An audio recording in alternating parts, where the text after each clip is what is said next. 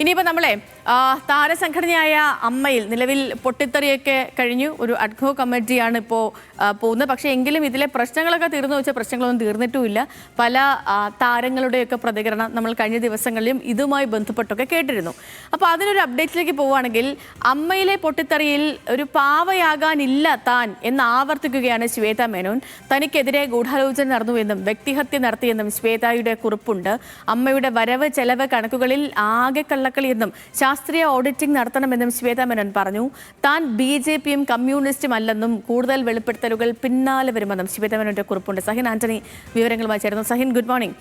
ഈ അമ്മയിൽ ജനറൽ ബോഡിയൊക്കെ കഴിഞ്ഞതിന് ശേഷം ശ്വേത മേനോൻ രാജിവെച്ച ദിവസം തന്നെ പറഞ്ഞിരുന്ന ഒരു കാര്യമാണ്, താൻ ഒരു പാവയാവാൻ ഇല്ല എന്നും തനിക്ക് കൂടുതൽ കാര്യങ്ങൾ ഇനി പറയാനുണ്ട് എന്നും. മാത്രമല്ല, താൻ പുറത്തിറങ്ങിയത് ഈ പ്രസിഡന്റ് സ്ഥാനത്ത് നിന്ന് മാത്രമല്ല, അമ്മയുടെ അംഗത്വം തന്നെ ഉപേക്ഷിച്ചാണ് താൻ പുറത്തേക്ക് ഇറങ്ങിയതെന്ന കാര്യങ്ങളിലൊക്കെ ശ്വേത വ്യക്തത വരുത്തിയിരുന്നു. അക്കാര്യങ്ങൾ വീണ്ടും ആവർത്തിക്കുന്നു എന്നുള്ളതാണ്. അപ്പം ശ്വേതയുടെ കുറിപ്പിൽ നിന്ന് നമ്മൾ മനസ്സിലാക്കേണ്ടത് എന്താണ്? ശ്വേത പറയുന്നത് പോലെ തന്നെ ശ്വേതയെയും ആ സമിതിയെയും പുറത്താക്കാൻ ഒരു ആസൂത്രിത ശ്രമം ഉണ്ടായോ?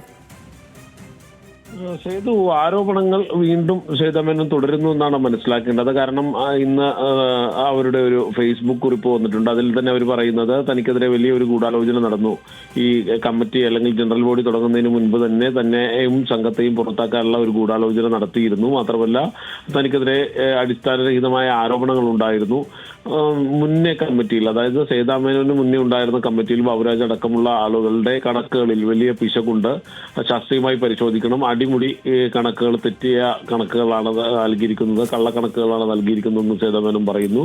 മാത്രമല്ല, താൻ കമ്മ്യൂണിസ്റ്റോ സംഘിയോ അല്ല BJPയോ അല്ല എന്ന് ശ്വേത മേനോൻ ആവർത്തിക്കുന്നു. എന്തായാലും ശ്വേത മേനോൻ പറയുന്നത് ഇനിയും തനിക്ക് കുറെ കാര്യങ്ങൾ പറയാനുണ്ട് എന്ന് പറഞ്ഞുകൊണ്ടാണ് ആ കുറിപ്പ് അവസാനിപ്പിക്കുന്നത്. അത് വലിയ രീതിയിലുള്ള പ്രത്യാരോപണങ്ങളിലൊക്കെ വഴിവെക്കുന്നു എന്നാണ് മനസ്സിലാക്കേണ്ടത്. ചെയ്തു. ശരി, സഹിൻ ആന്റണിയാണ് വിവരങ്ങൾ നൽകിയത് കൊച്ചിയിൽ നിന്ന്.